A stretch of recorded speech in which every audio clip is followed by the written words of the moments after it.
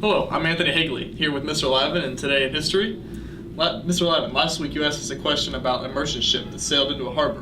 What was that ship, or what was that harbor? Well, the audience remembers the ship was trying to open trade with a country with which the United States previously had not had any trade.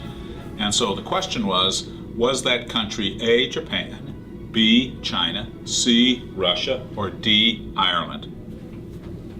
And the answer is? And the answer is China.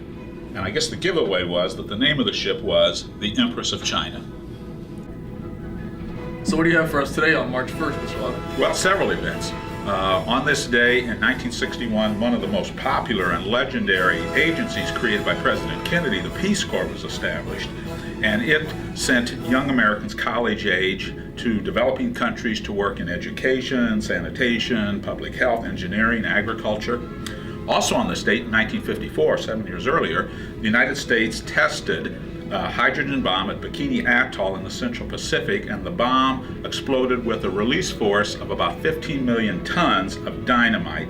And it's been estimated it was the most explosive hydrogen bomb the United States has ever exploded. And the third event on this day was in 1932. The 20-month-old son of a very famous American was kidnapped, held for ransom. The child was never returned. Body of the infant was found several months later, been murdered. So the question for our audience is, which of the following very prominent Americans was the parent of that 20-month-old child that was kidnapped? Was it A, baseball star Babe Ruth, B, famous aviator Charles Lindbergh, C, presidential candidate Franklin D. Roosevelt, or D, famous female aviatrix Amelia Earhart? It's another tough one. You can find the answer next week on Today in History with Mr. Lavin. Okay, we'll see you next week. In the meantime, do your reading.